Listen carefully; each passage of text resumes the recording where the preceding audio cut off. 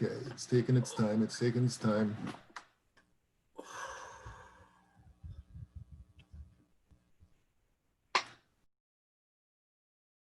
Okay, I think we're in business. All right, so let me get out of this, go back to the PowerPoint, or maybe I should wait. Hold on, let me see. Is this?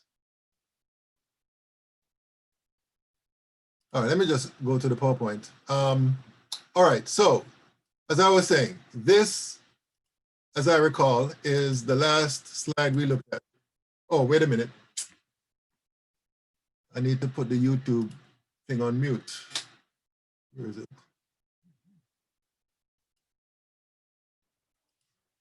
Hold on. Okay, let me put this on mute here because I keep hearing my own voice. And I hate to hear the sound of my own voice. All right, let me go. Okay, so this is the last slide we were discussing. And as I was saying earlier, the focus, of course, when it comes to these discussions is the system, the changes taking place in the system in terms of energy.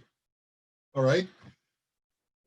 The important thing I want to emphasize here is that you need to understand the sign convention as it relates to the system and you know, the type of energy that is flowing into and out of the system. So remember that whenever you have energy entering a system, that energy value carries a positive sign.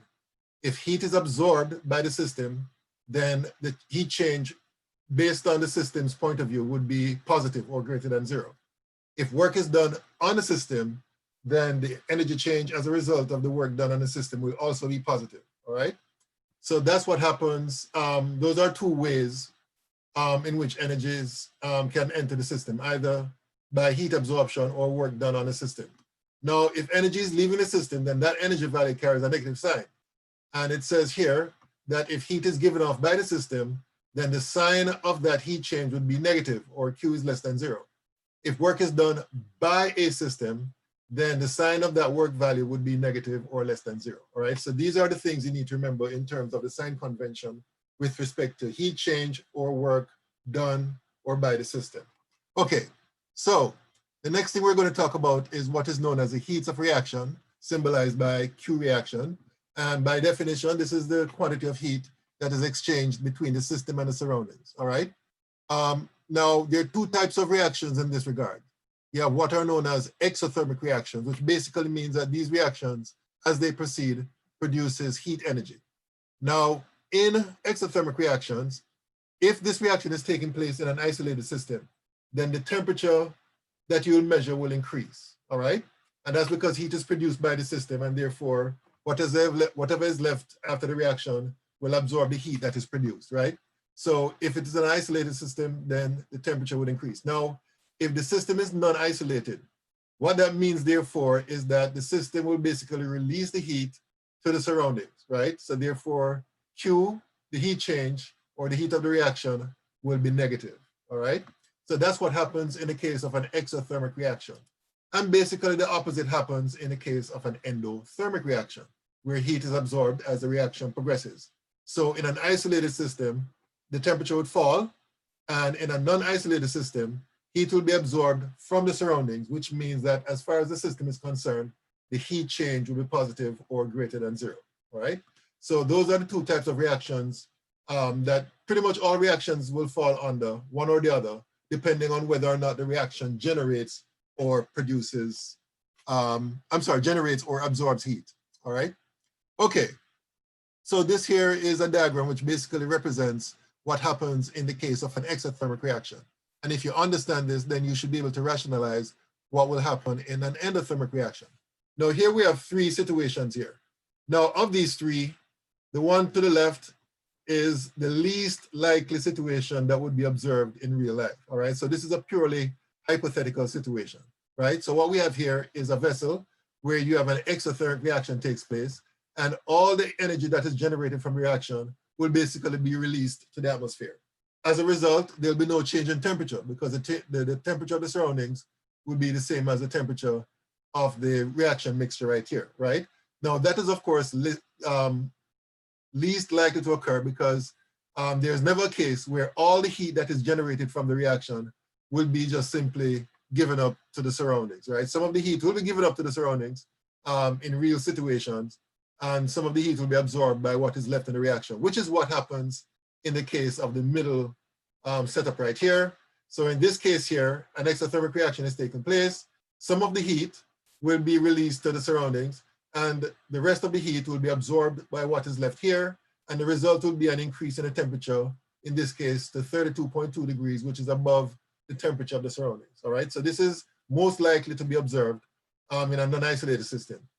However, in an isolated system, such as what we have here, let me just explain what we have here. We have basically two styrofoam cups. Styrofoam, I'm quite sure you're aware, is a material. It's very insulating, so it does not allow for any exchange of heat energy between the system and surroundings. So if the reaction is taking place in a styrofoam cup, then basically no heat will be allowed to escape through the walls of the cup. So therefore, all of the heat will be absorbed by what is left inside of the cup. And therefore, as a result, the temperature that will be measured will be higher compared to what we see here in the common observation, all right? So these are the situations that would occur in the case of an exothermic reaction. And as I said before, if you understand what happens in each case for an exothermic reaction, then you should be able to rationalize what will happen in the case of an endothermic reaction, all right?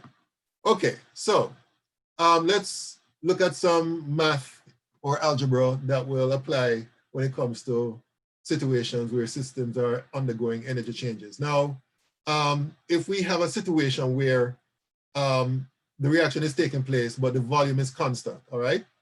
Then we can basically do some algebraic manipulation here with these two equations. Now, if you recall, this equation here applies to a situation where a system is expanding against the surroundings, all right? Work that is done by the system will be equal to minus the pressure times the change in the volume, all right? And we already met this equation before. This is the first law of thermodynamics. The change in internal energy is equal to the heat change plus the work that is done by the system, all right? Or the work, yes, done by the system. So delta U is equal to Q plus W. So therefore, we can simply plug in minus P delta V where W is, and we end up with a situation. Let me see if I can write this down here. Okay, let me just go to, not this. Let me go to this writing pad here. Okay, so as I was saying, okay, why is this thing not? Oh, it's not plugged in. My apologies, hold on. Let me plug in my tablet here. Okay.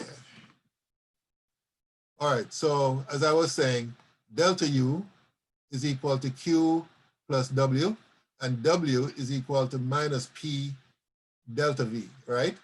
Now, if we replace W with minus P delta V into this equation, we're going to get Q minus P delta V.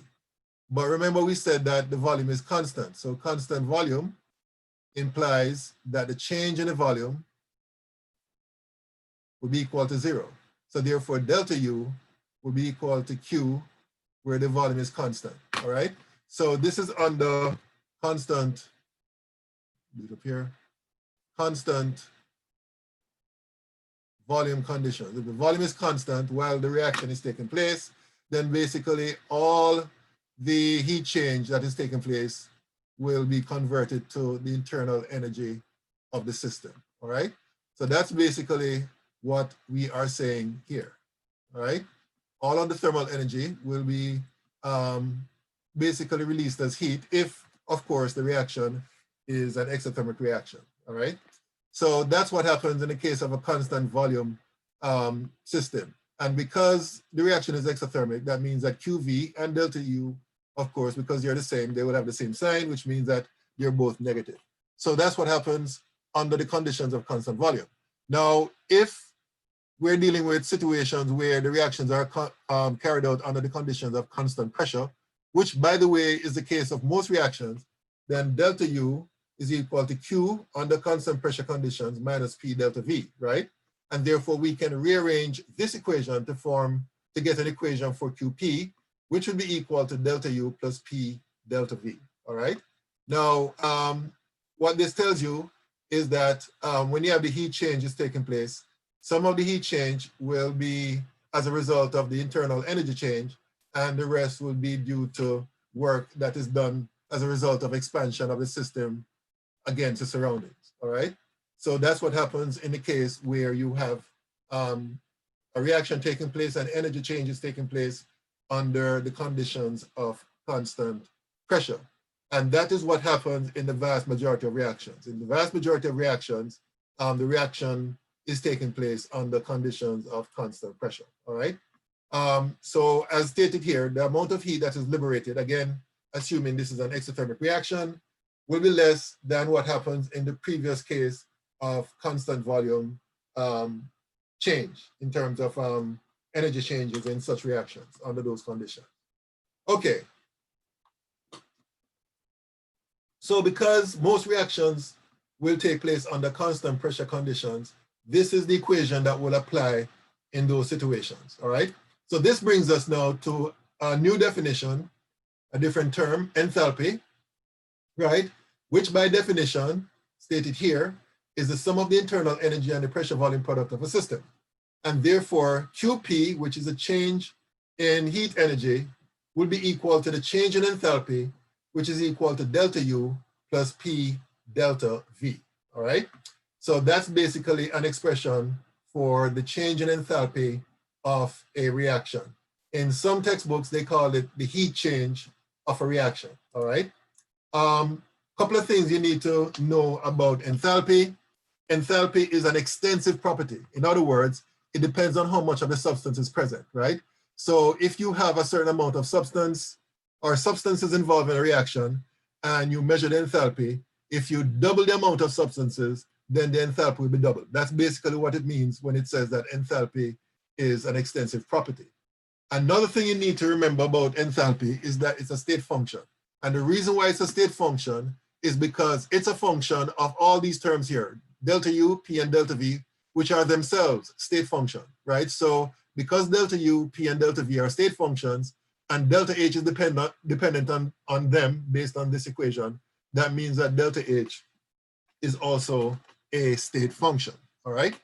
Okay, so let's talk more about delta H, the change in enthalpy.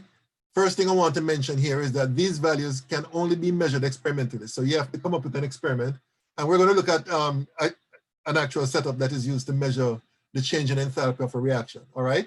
Now, if delta H is negative or less than 0, what that indicates is that that reaction is exothermic, which means that the reaction produces heat, right? So if delta H is negative, the reaction produces heat, which means that the reaction is exothermic.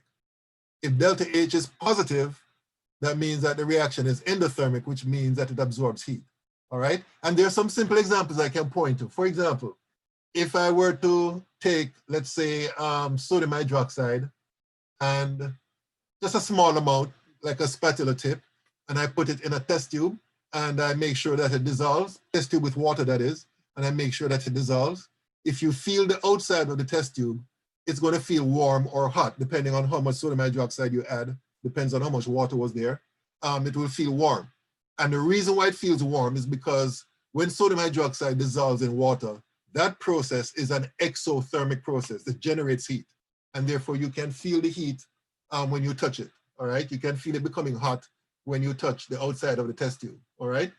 An example of an endothermic process would be if you get another test tube, put some water in it, and this time you add sodium nitrate to it and make sure it dissolves. And what will happen is that when you feel the outside of that test tube, it is going to feel cold or cool, depending again on how much water or sodium nitrate you have in there.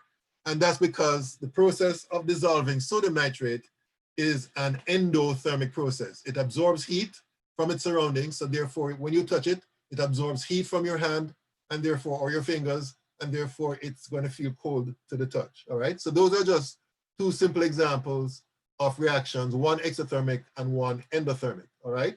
Now, another thing you need to recognize about delta H is that the sign changes when the process is reversed, right? So for example, if you have a reaction that is exothermic in one direction, if you were to reverse the reaction, then the reverse direction would be endothermic, all right? And therefore, if you go back and forth, then in a cyclic process, the delta H value would be equal to 0. So if you go from A to B and then from B back to A, then basically the net change would be delta H is equal to 0, all right? Okay, another thing here, for problem solving, one can view heat being absorbed in an endothermic reaction as being like a reactant, and the heat being evolved in an exothermic reaction like being a product. Now, that does not mean that heat is a reactant or a product like any other chemical, but for the sake of understanding heat changes in a reaction and other related topics, we can treat heat as a reactant or a product. In the case of an endothermic reaction, it will be treated as a reactant. In the case of an exothermic reaction, it can be treated as a product, all right? And we're going to see cases of that in future problem-solving exercises. Okay, so this diagram here, or diagrams, basically illustrates, again, the difference between an exothermic reaction and an endothermic reaction. So the one to the left represents an exothermic reaction, and you'll notice that in an exothermic reaction, the enthalpy of the products will be less than the enthalpy of the reactants, right? So therefore, one can represent or write down the change in enthalpy. Let me do a new thing here.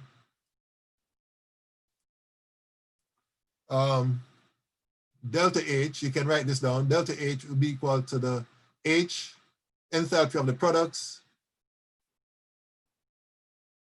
minus enthalpy of the reactants, all right? So it's always products minus reactants when it comes to delta H, right? So in the case of, let me go back to the PowerPoint here. In the case of the exothermic reaction, the enthalpy of the products would be less than the enthalpy of the reactants, right? So therefore, when you find the difference between the two, the products minus reactants, the enthalpy change will be negative, which means that enthalpy or heat will be given off in this reaction, which means that the reaction is exothermic. And of course, the converse is true in the case of the endothermic reaction, where the enthalpy of the products would be greater than the enthalpy of the reactants. So therefore, in this particular case, enthalpy of the products would minus the enthalpy of the reactants would be a positive number. Which of course means that the reaction is absorbing heat as you go from reactants to products, all right? So let's talk about the experimentation or technique that is used to measure enthalpy. We call this calorimetry, right? It is used to measure heat exchange in chemical reactions. Now, you have different types of calorimeters, and what you see here on the screen is the ultimate of low-tech calorimetry. Very simple, consists of two cups made of styrofoam, which of course, as I said before, is an insulating material. You have your cover, which has two holes, one of which you're going to have a thermometer pushed through, which of course is used to measure the temperature of the solution. And the other hole will have a stirrer that is used to, of course, make sure that the mixture is homogeneous so that the reaction will take place. So this is basically what is used in measuring the heat change in a chemical reaction.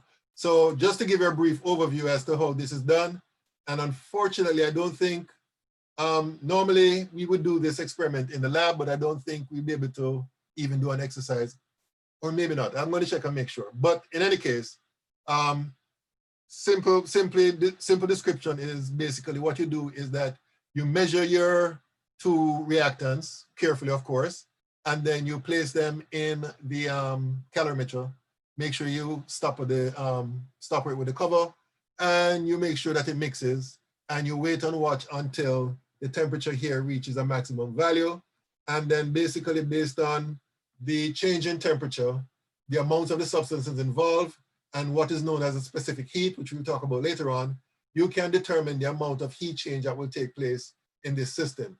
So if this is an exothermic reaction that will take place, the temperature change would be positive. which means that the Q reaction or the enthalpy of the reaction will be negative.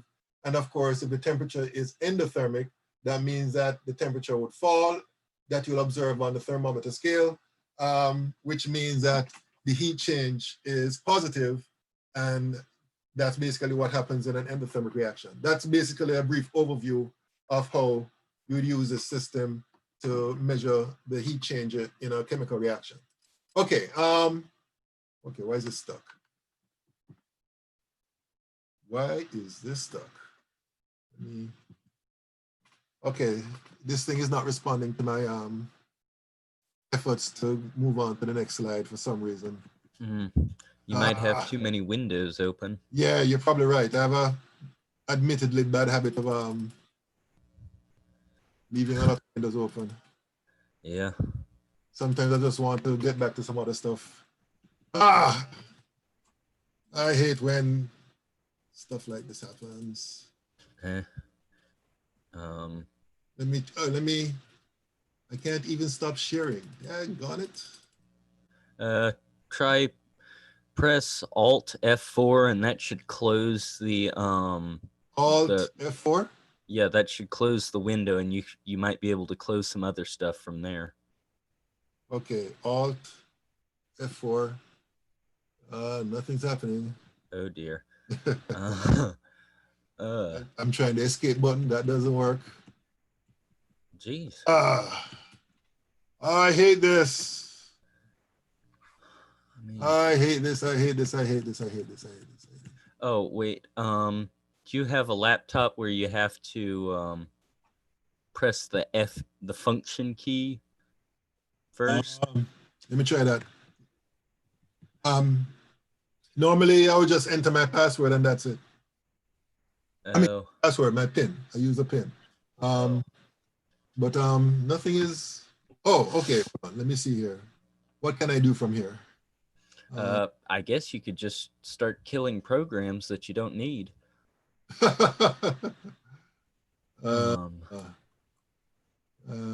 me see. Let me see. Let me see.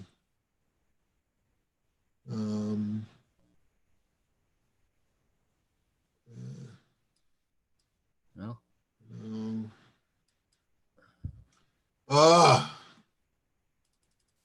Why? It's my fault. Oh, don't worry. I have nobody to blame but myself. Let me see here. Oh, come on. Okay, tell you what. If all else, I don't even know if this is going to work. What I'm going to do is turn off my laptop, and I'll try to get the Zoom back up and running, and you guys can chime in. Give me about 3 minutes. All right. All right. Cool. All right. So let me just try to turn this off. All right. Good luck.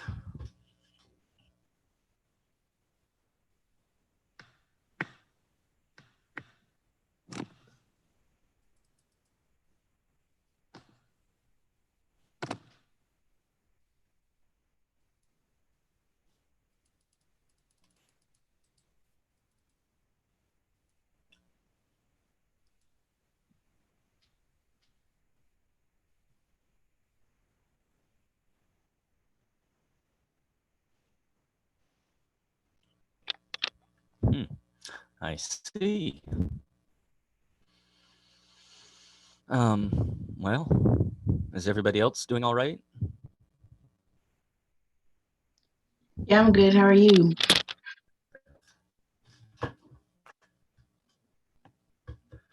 Oh, that's good.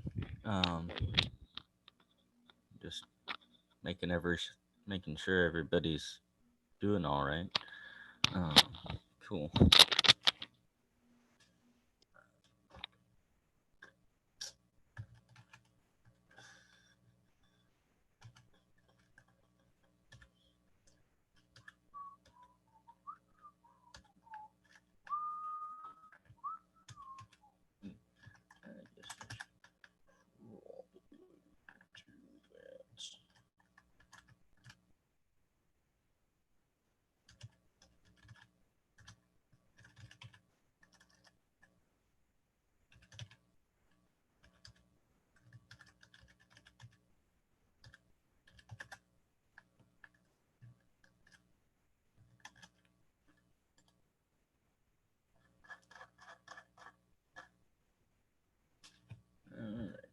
working?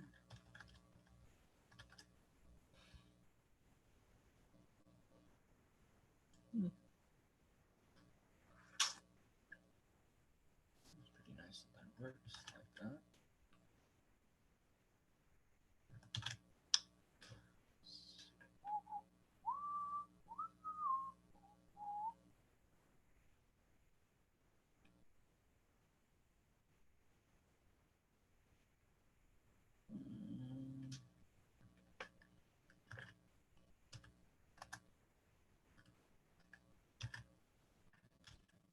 Okay, I'm back. So I guess I have to do the sharing of the screen again and the YouTube thing again, which, okay, where's this YouTube?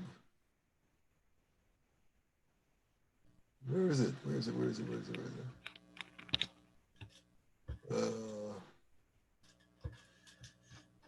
YouTube, where are you? It's usually over here. You know what? Let me check something out here. Oh.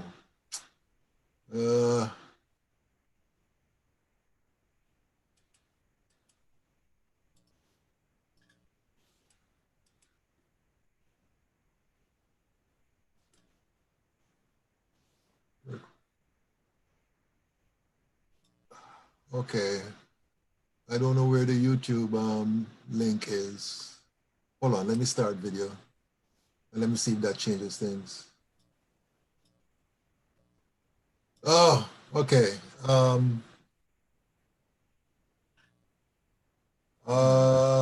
Wait. You are live on YouTube. It has the little thing Oh, up it at the is? top. Oh, Yep. okay. All right, Um, okay. Here, Okay.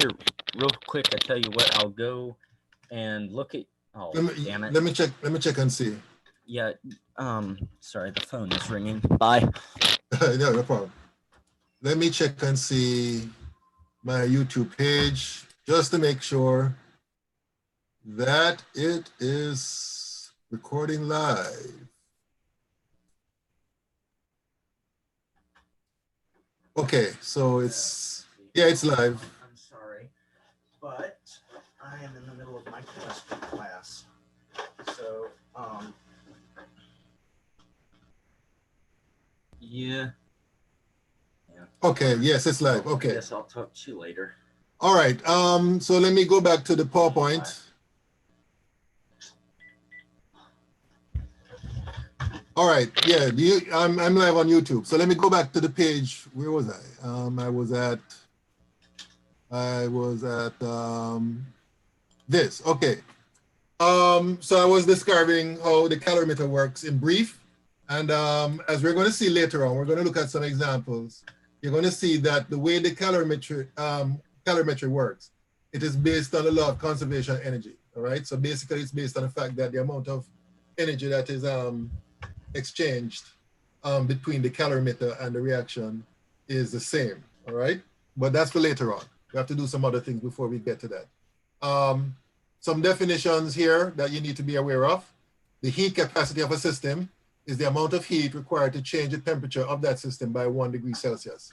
And uppercase C is a symbol for heat capacity. So therefore, mathematically speaking, C, which is the heat capacity, uppercase, is equal to the heat change Q divided by delta T, all right? And the units of C is either joules per degree Celsius or joules per Kelvin. And it doesn't matter whether or not it's this or this, numerically is going to be the same, all right? So that's basically heat capacity.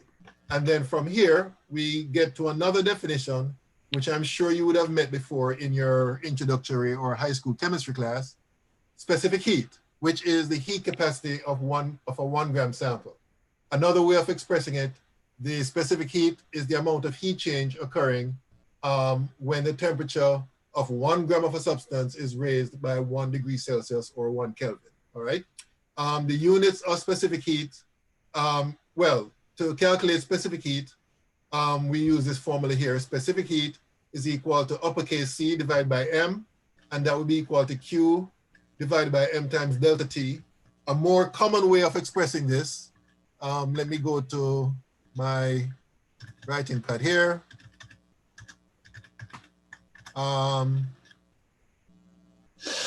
A more common way of expressing this relationship is Q is equal to M times C times delta T, right? So Q is the heat change. Whoops, change. M is the mass, usually in grams, mass in grams. C is the specific heat, and delta T here is in either degrees Celsius or Kelvin. It doesn't matter which, all right? So that's basically, whoa, what's that noise? Oh, sorry. My microphone's on and I've got my window open and something just blew over. Sorry. Oh. Okay, so this is the equation that we use, which relates the amount of heat change for a substance, the mass, the specific heat, and the change in temperature, all right? Okay, so with that said, let's move on now to the next slide, which gives you, oh, so I have it here. So it's the same equation that I showed here, but this should be lowercase c. So please make a note of this. This should be lowercase c, not uppercase c, all right? I won't even spend any time talking about this because I won't be giving any problems dealing with molar heat capacity. I mean, you guys can read up on that on your own. So let's talk about the relationship between the heat change and the temperature change. So key thing you need to remember here is that M, the mass, and C, the specific heat, both of those are always positive, right? You can never have a negative mass and you can never have a negative specific heat, right? So given that to be the case, that means that if delta T is greater than zero, that means Q is equal to, that means Q is greater than zero, right? If the temperature increases, that means that the system is absorbing heat and therefore Q is greater than zero, all right? On the other hand, if delta T is negative, that means Q is negative, which means that heat is lost by the system. So, you know, you need to understand the relationship between these terms, which makes sense. And you have to think about these things when you're doing problems, because sometimes what we do sometimes when we solve problems is that we basically just put numbers in places and then try to work out the right, you know, what the answer is without, you know, thinking as to whether or not the answer makes sense. So these are the things you have to think about when you're dealing with solving problems of this type. Here we have a list of, you know, common substances and their specific heats. And what you'll find is that generally speaking, metals tend to have relatively low specific heat. So we have mercury here, which is 0.139, lead, which is 0.128, iron, which is 0.449. And then when it comes to non-metals, their specific heats tend to be a bit higher, like sulfur, which is 0.706. And then when it comes to liquids, they tend to have even higher specific heats like ethanol, and water has the highest specific heat of most substances. As you can see here, the specific heat of water is 4.180 joules per gram degree Celsius. All right. And the reason for that has to do with a phenomenon known as hydrogen bonding, which I won't get into right now. That's for, I think, chapter, if I'm not mistaken, 11 or 12 in the textbook. So, but that's just basically the explanation for the fact that water has a high specific heat. You had a question? Oh, I was just going to ask if liquids had a higher specific heat because they there was more room for molecular movement and it could just absorb more heat without moving enough to create a temperature change. To be perfectly honest, I'm not sure. And that's a very good question. I probably should look into it and get back to you on that one. Why is it that liquids have a higher specific heat? I know that water, as I said before, the phenomenon for that is hydrogen bonding. Mm-hmm. So its specific heat is relatively high. It takes a lot more heat for a fixed amount of water in terms of mass to change its temperature by 1 degree Celsius. But for the other substances, to be perfectly honest, I don't know the reason why. So I guess I have some homework to do to explain that one. And you can look into it yourself. Oh, should, yeah. should be very interesting. Okay. Huh. So let's look at this example here. It gives you, there are two examples here, but let's look at the first one. So it gives you this reaction here, and it gives you the enthalpy change, right? And the question says, given this reaction along with the enthalpy change here, calculate delta H for this reaction, all right? Now, my question to you is this. What do you notice? What's the difference? Let me put it this way. What's the difference between this equation here as it is written and this equation here as it is written? And let me give you a hint. There are two differences. There are two main differences. Well, they're opposites from each other, and Okay, so in other words, the reactant and products are flipped from one to the other, right? Yep. Okay, good. And in the second reaction, they Mhm. have fractional coefficients. Well, yes, but more specifically, all the coefficients for the substances in the first equation are halved. If you look at them carefully, right? You have a half for H2 here where you had one here. You have a half for I2 here where you have one here. And you have a one here for HI where you have a two here, all right? So basically, to come from this equation to this equation, you have to do two things. You have to flip the equation, and then you have to divide all the coefficients by half. So let me show you the result of that. Let me get out of this here. I copied and pasted that question here. Oh, I forgot. After the fiasco that just happened, it's not there anymore. Okay, so let me No. Wait. It is there. I just saw it. Oh, really? Uh-huh. Oh, yes, it is. Okay, good. Thank you. Okay, so how do we therefore answer this question? Calculate delta H for the reaction. Well, basically, if you flip the equation, the first equation here, you're going to get 2HI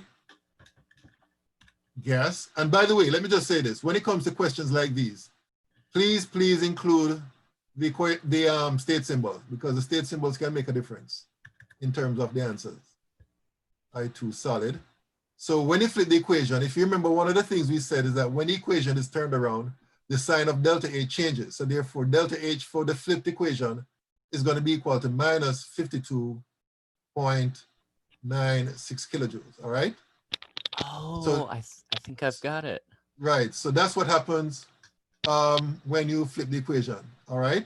And then to get from this equation to this equation, we simply divide everything by 2 because, of course, all the coefficients are divided by 2. So what does that mean? That means that delta H for this reaction will be equal to minus 52.96 kilojoules divided by 2. And the reason why that is so is because delta H is an extensive property, right? It depends on the amounts of the substances involved in the reaction. So where's my calculator? So you divide 52. I've already got it. 0.96 divided by 2. I got 26.48 me too. kilojoules. All right. So that's basically how that is done. All right. Okay. Any questions about this one? Any questions? Any questions? No, I don't think so. Mm-hmm. Seems to make Okay. sense. So let me do the next question. I'm trying to clear this. Okay. So the next question on this page is the complete combustion of liquid octane, C8H18. In fact, let me copy this here. Let me copy this here, Control C, and post it here. Okay, why did that happen?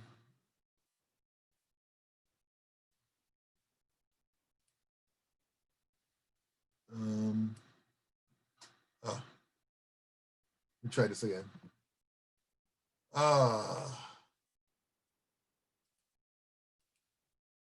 Okay, this is not looking good. So let me go back to, How am I going to do this? How am I going to do this? Let me clear this. And let me go back to the PowerPoint here. All right, let me just try to work with this.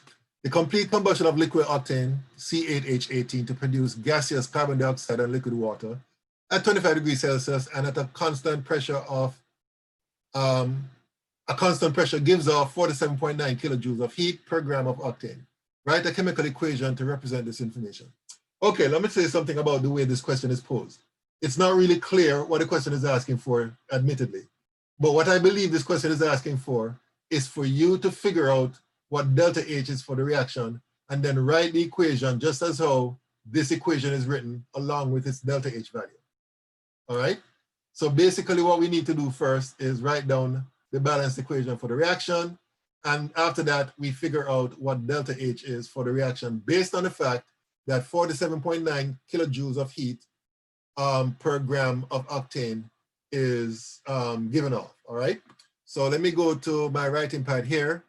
And so that I don't forget, I'm going to write down that the amount of heat given off is 47.9 kilojoules per gram of octane, C8H18, given off, all right? Now, we need to write down the balanced equation for the combustion of octane. So how would you go about doing that? Anybody? How would you write down the balanced equation for the combustion of octane? Well, I would start by saying that C8H18 plus H, not H, plus O2 is equal to carbon dioxide plus CO2. And then I would You mean start plus H2O? H2O, sorry. Yeah, all right, okay, good. And then what? Let's see here. So there's 3 oxygen atoms on the right side and 2 on the left side. So that Stick a pin.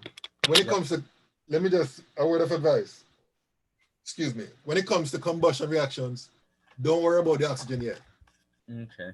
So start off with the other elements like the carbon and the hydrogen, and then we start working on balancing the oxygen, all right?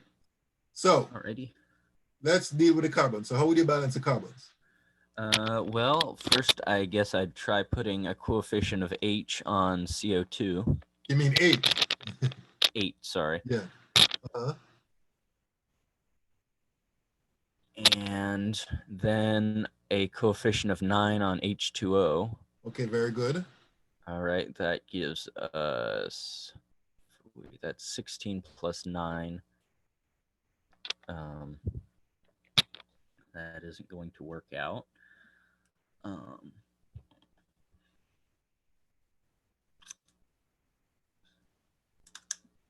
is that?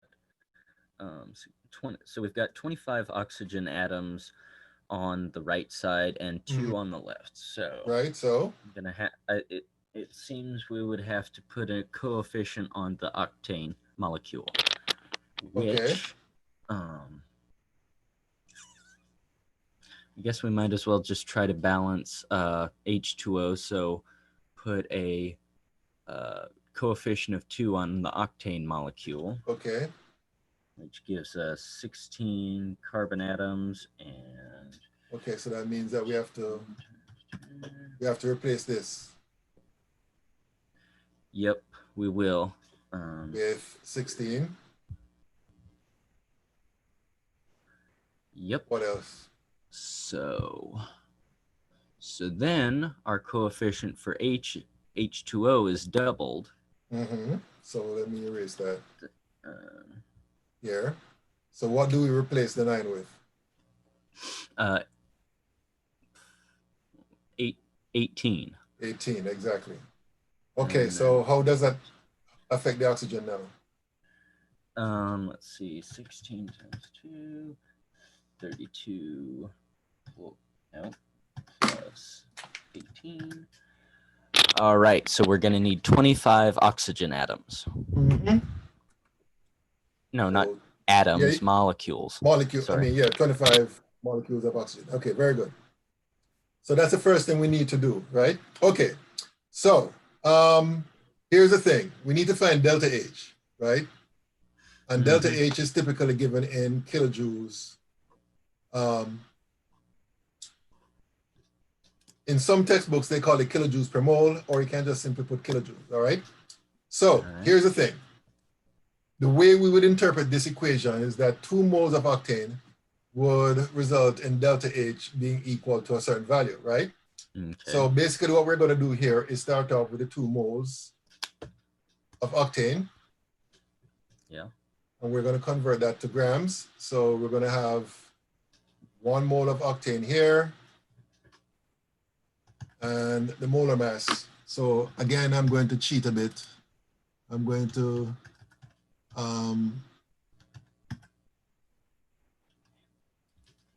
come up with the molar mass calculator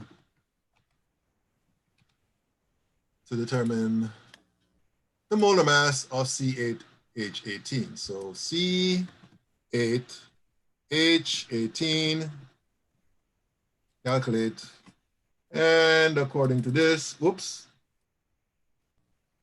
114.23. So I'm going to go back to here, and up here, I'm going to put 114.23 grams of C8H18, right? So the next step is to convert from grams of octane to kilojoules, and that's where this comes in. But there's one thing you need to pay attention to, and that is this terminology right here. This is the amount of heat that is given off. And if you remember, we said that when heat is given off, that means that as far as the system is concerned, the heat change is negative. So the value that we're going to put here is going to be minus 47.9 kilojoules over 1 gram of C8H18. All right? And we work this out. So 2 times 114.23 times minus 47.9 kilojoules. And according to my calculations, this works out to be, and we have to round this off to, what is it now, 3 sig figs. So according to my calculation, this works out to be equal to minus 1.09 times 10 to the 4 kilojoules per mole. Or just simply kilojoules, because what's going to happen is that the moles will cancel out here and here, the grams will cancel out here and here, so the answer would just be kilojoules. So therefore, let me erase this here. The final answer would be the equation that we just have here, which is balanced, and then we add to that delta H is equal to minus 1.09 times 10 to the 4 kilojoules. And that would be the answer. This entire thing here, this entire line here would be the answer. All right? So that's basically how that question is done. Okay, any questions about this particular example? Any questions? No, I don't think so. Okay, moving along. Okay, now this one is relatively simple.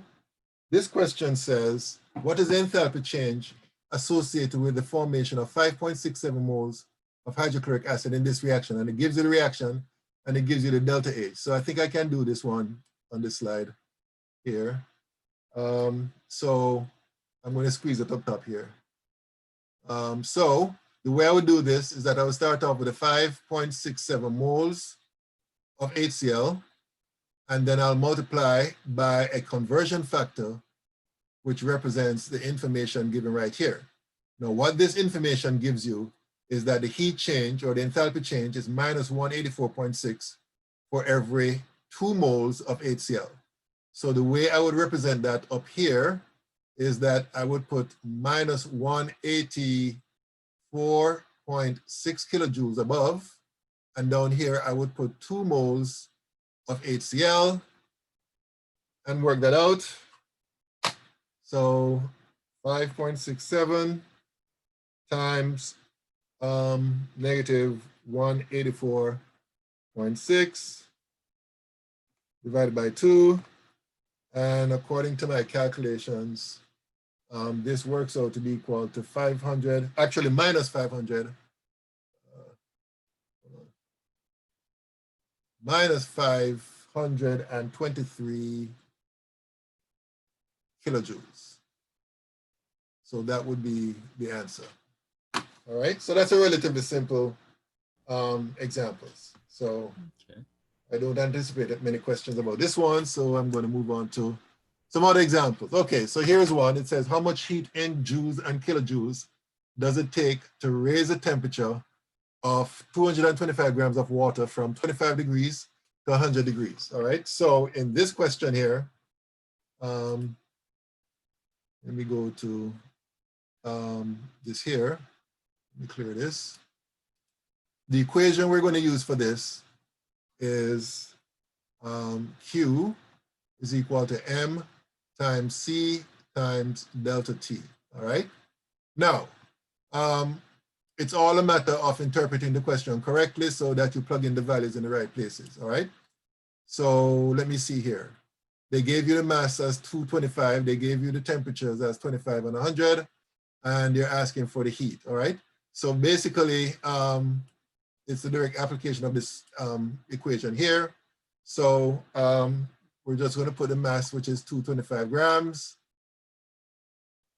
times the specific heat. Now the specific heat, that would have to be provided to you. And if you remember from the table, we saw that the specific heat of water is 4.18, and the units would be joules over grams degrees Celsius. And the temperature change is the difference between the 100 and the 25. Now remember, we're dealing with a temperature change here, right? And if you remember when we talked about the change in enthalpy as the final value minus the initial value, the same is true for the change in temperature. It's a final value minus the initial value. So here we have the temperature increase from 25 degrees Celsius to 100 degrees. So therefore, the way we would put this in the equation, in the setup, will be 100.0 degrees Celsius, which is the final temperature, minus 25.0 degrees Celsius, which is the initial temperature.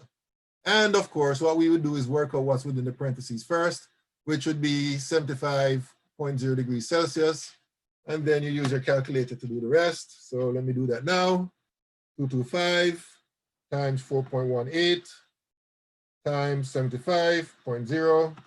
And according to my calculations, rounded off to 3 sig figs, the final answer would be 70500. 70500. And the units would be joules, because grams going to cancel out here and here. Degrees Celsius is going to cancel out there and there. So the final unit would be joules. So this would be the answer. All right. So that's basically how that is done. Any questions about this one? Any questions? No, I don't think so. Okay. So the next one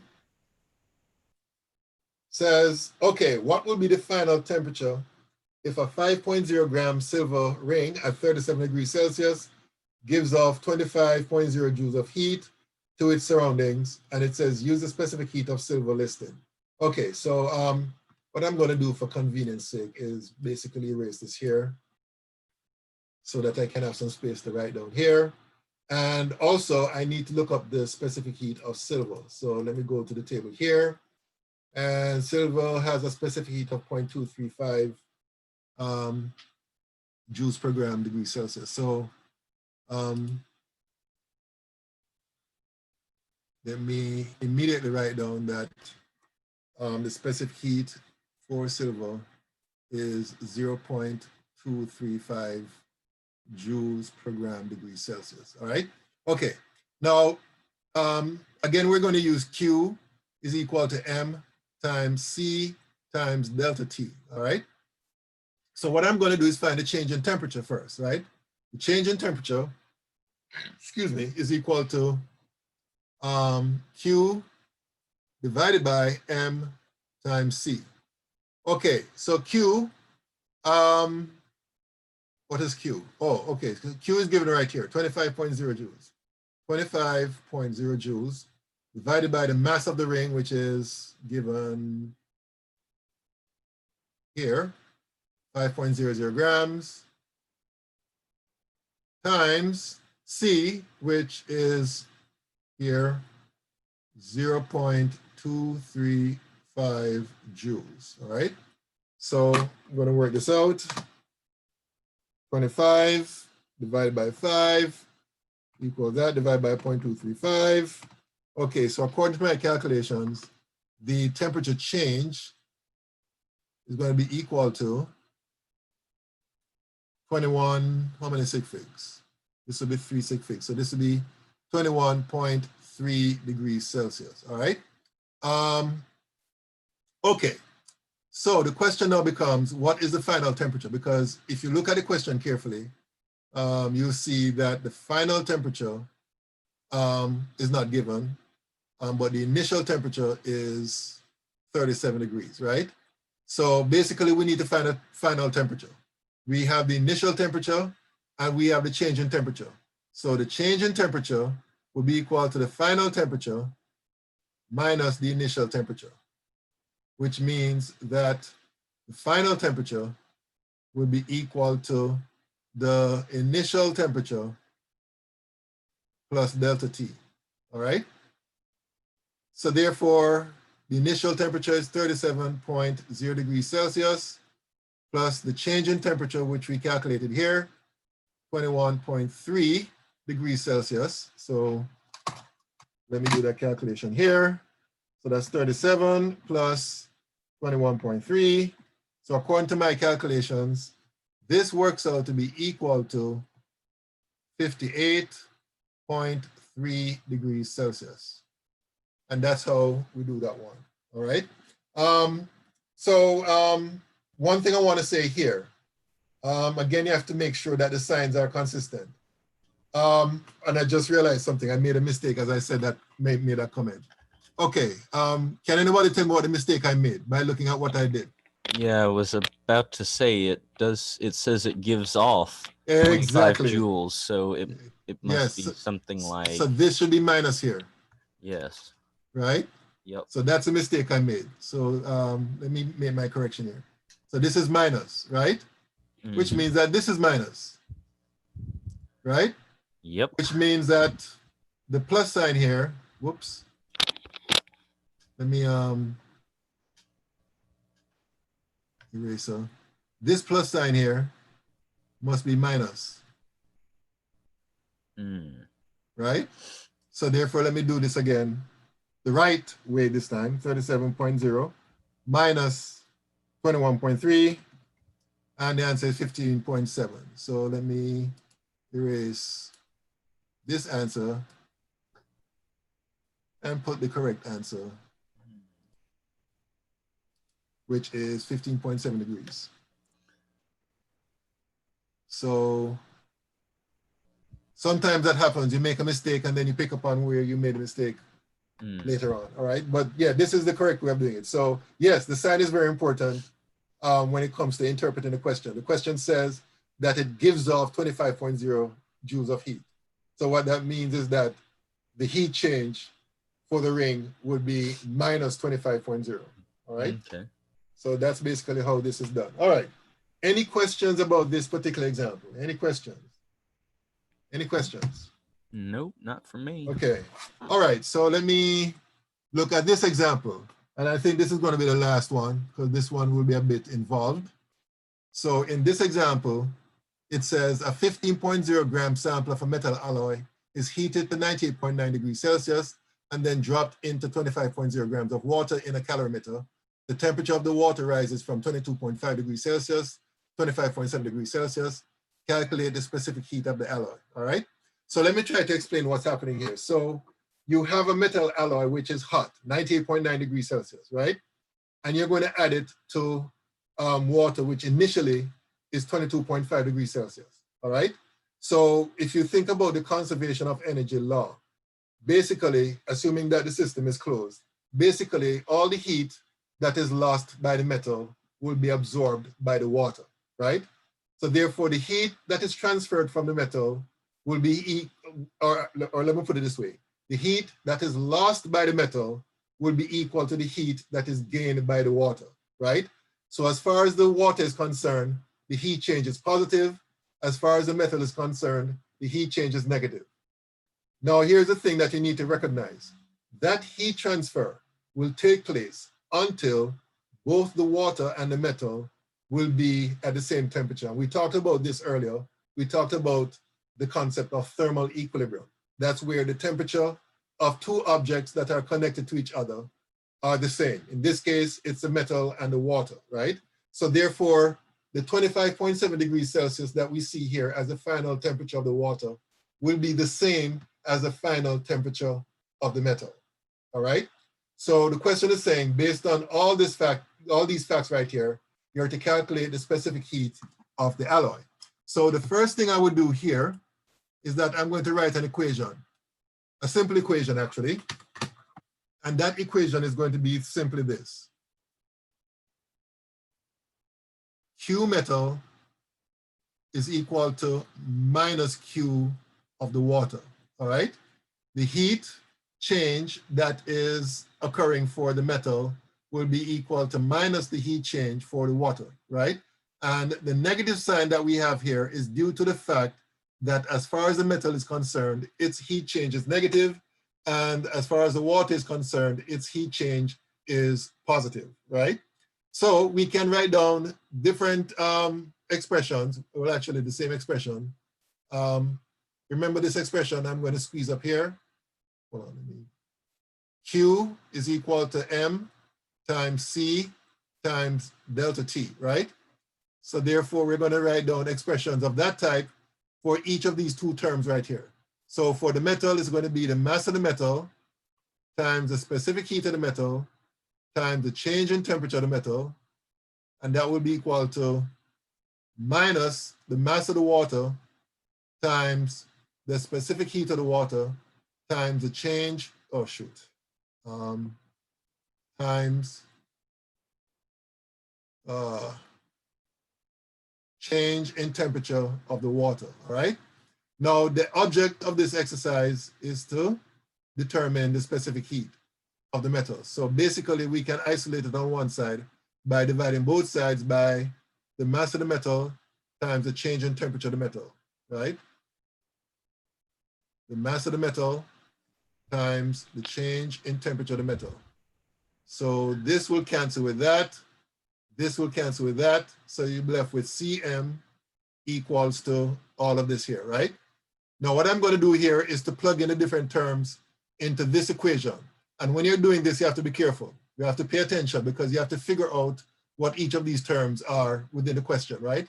So the mass of the water is given as being equal to, well, let me put the minus sign first. So minus the mass of the water, which is 25.0 grams, times the specific heat of water, which is 4.18 joules over gram degrees Celsius, times the change in temperature of the water. What's the change in temperature of the water? Well, we have the final temperature and the initial temperature right here, right? So we're going to multiply by 25.7 degrees Celsius minus 22.5 degrees Celsius. And that will give you the change in the temperature of the water. And then down here, we're going to have the mass of the metal, which is 15.5 grams, times the change in temperature of the water. What's the change in temperature of the water? The final temperature of the metal, right? So we're going to put 0.7 degrees Celsius here, minus the initial temperature of the water, which is 98.9 degrees Celsius, all right? And then here it's all a matter of arithmetic. Of course, you'd work out what's within the parentheses first. So for the numerator part where the parentheses is, I'm going to subtract 25.7 minus 22.5. So up top here, the answer would be 3.2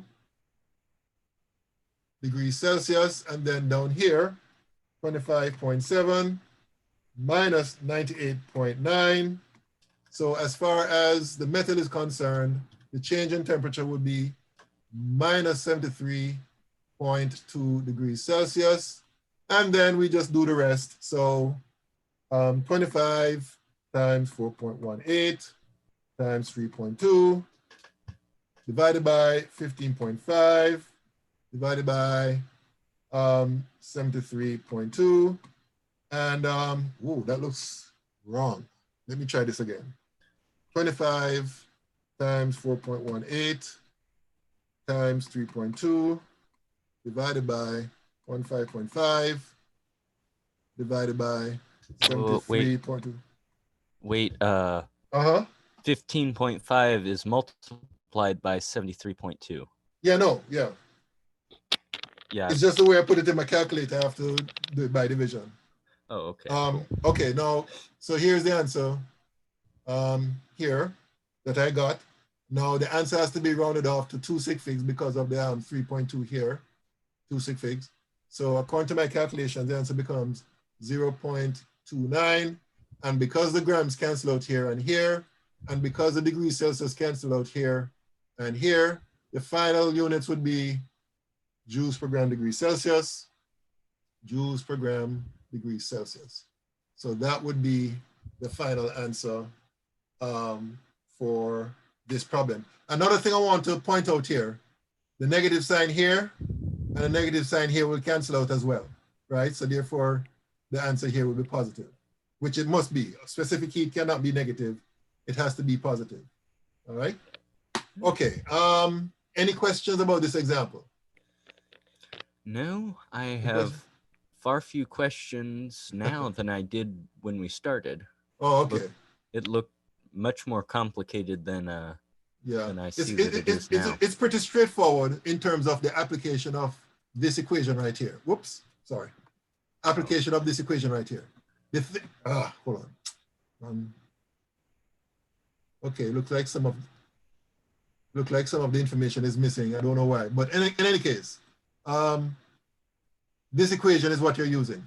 The trick is interpreting the question and identifying the different terms within the question so that you can plug it into the equation, right? That's usually where students tend to make their errors, all right? Mm-hmm. Okay, yes, I think this will be the last thing we're going to discuss for today because the next topic is a bit involved, so it wouldn't make any sense for me to start it now. By way of announcement, the only 2 things. One, you guys should have seen the announcement. We have extended the deadline for the test, right? And I think in fairness to you guys, I need to do that because the version of the answer key for the quizzes that I posted for some reason didn't work out. I don't know what happened. So I had to re-upload it again. And now it's there. So if you think you need to do any corrections to the test that you have already uploaded, you can do that now and re-upload it, and I'll collect it on Wednesday. That's the first thing. The second thing I want to say is that and I'm still, of course, promoting the STM club. So if you have signed up for it and didn't attend the last meeting, no problem. The only thing you have missed actually is the election of officers, but you're still invited to come. We'll be meeting once a week on Mondays from 12:30 to 1:30. So the next meeting will be next Monday. I'm going to make sure I post an announcement in the course. If you have signed up for the STEM club, you should now have access to the STEM club shell in Canvas. So that's where you can go and see all the announcement and other information that is related to the STEM club. All right. Okay. And then lastly, I want to take roll. So today is, what's today's date? Today is the 22nd.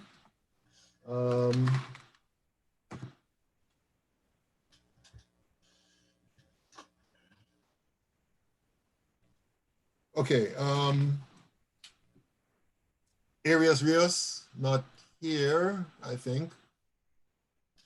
Barber is here.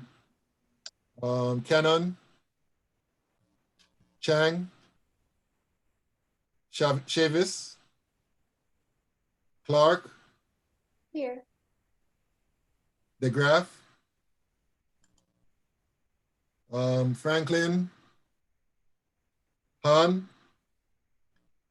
Panic, Taron is here. Holland is here. Jurgensen, Rees, Rouse is here. Ronalds is here. Santiago is here. And Smith is here. All right. So that's basically it.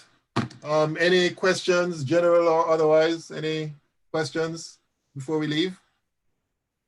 All right, no questions. All right, so basically that's it for today. So I'll see you guys on Thursday. All right, so take care. Have a good day. Oh, care. Oh, you have a question? on Thursday, I'm going to have to leave like midway through class. Okay, no problem. Sorry Yeah, no about problem. that. No problem. The right. videos will be posted, so you can, you can Yeah. watch that. And if you have any questions, just give me a All right. Skype call during the All right. office hours. All right. All right. Take All care. right. Take care.